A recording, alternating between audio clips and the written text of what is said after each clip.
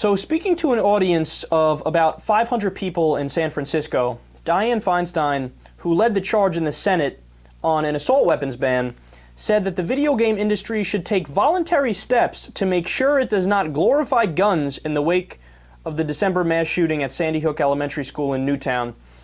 And she added that if the industry does not take steps on their own, Congress is prepared to take action. So, of course, the assault weapons ban, as we discussed, is dead. And the high-capacity magazine ban is dead. And the only thing that is on life support, and probably still isn't even going to be in the main bill, is the universal background checks, which, depending on which poll you read, between 89 and 92% of the American people are in favor of. So our senators are doing, the Democratic senators are doing a horrific job of arguing their case and getting it through and using the bully pulpit and getting the agenda of the public into law, and they suck at that. So now what are they doing? They're scapegoating. They go, oh yeah, violence in video games. That's the problem right there. Oh man, you guys are geniuses. So let me ask you, if you're proposing that this be the fix, then you at least know for sure that it's a problem, right? I mean, you wouldn't be proposing going after video games unless you're sure that it's something that needs going after. I mean, that's common sense. That's reason 101. If you want to fix a problem, make sure it is a problem, right? Am I right? Oh, would you look at that?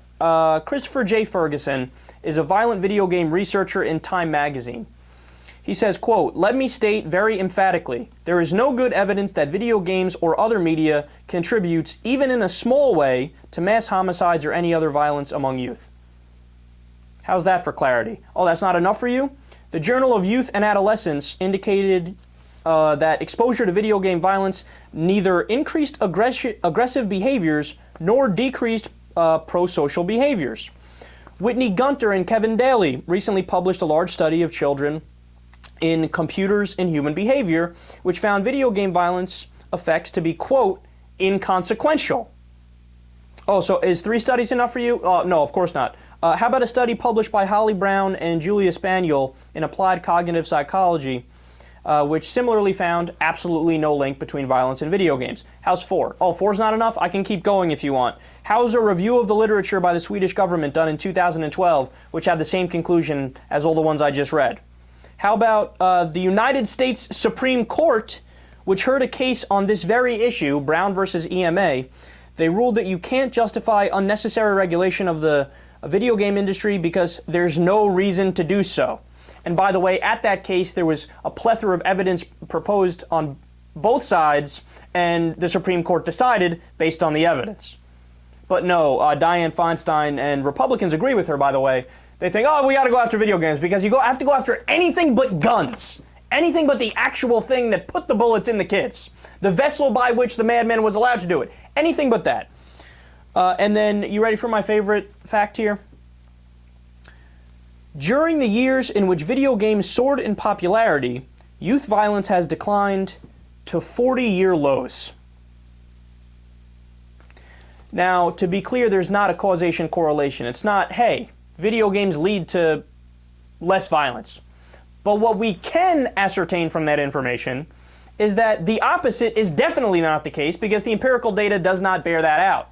There is no link between violence and video games. And putting the studies aside, which, by the way, you should never do because that's all of the relevant information, just anecdotally, it's a fucking dumb idea. People who think, oh, you know, if you're shooting somebody in Call of Duty, can they tell the difference between that and real life? I don't know. Oh, goodness, this is a hard question.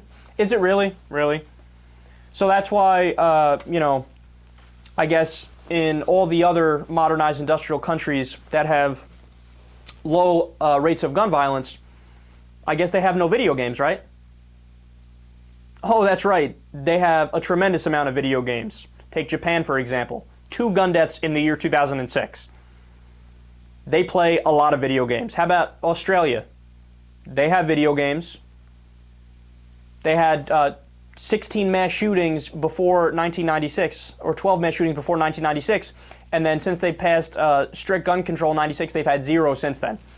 They have video games. They have movies.